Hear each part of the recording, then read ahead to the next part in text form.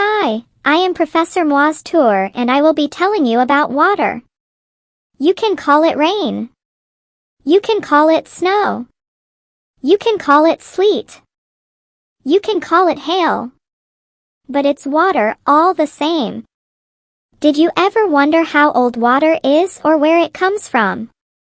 The answers may surprise you. The next time you see a pond or even a glass of water, think about how old that water might be. Do you really want to know? I thought you did. Did you brush your teeth this morning? Well, some of the water that you used could have fallen from the sky yesterday, or a week, or month ago. It's pretty new. But some part of that water is very old and was around during the time of the dinosaurs, or even longer. Or maybe it's a little newer, like from the time when the pharaohs were building pyramids. You see, there is only a limited amount of water and it gets recycled. Yep.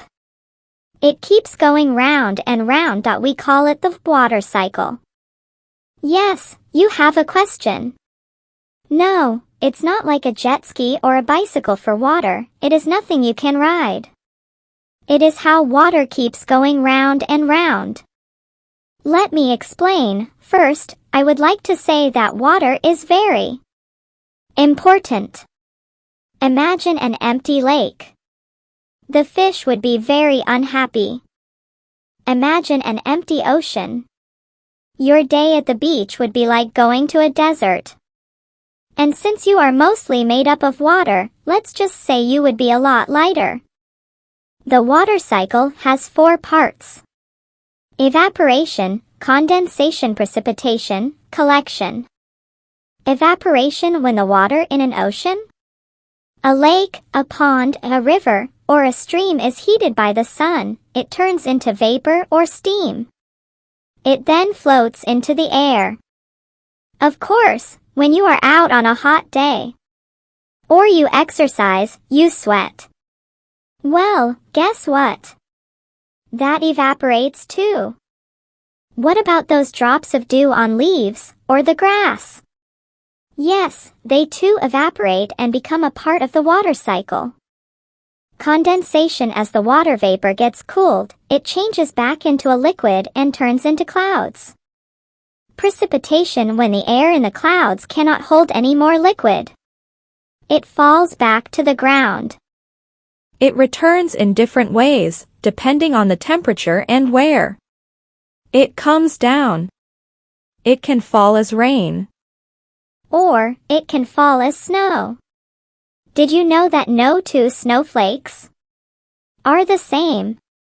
It can return as sleet, which is like rain that has almost frozen. Or it can come as hail, those frozen balls of rain that can actually break windows and dent cars. Collection: no matter how it comes down, it is collected and stored.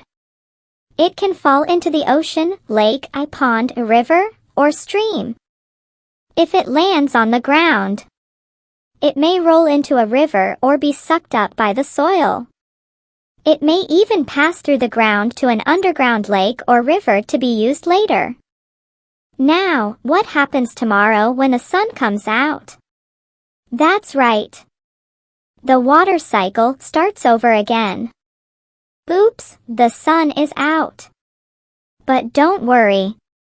Professor Moi's tour will return. After all, I am a part of the water cycle. Evaporation, condensation, precipitation, collection.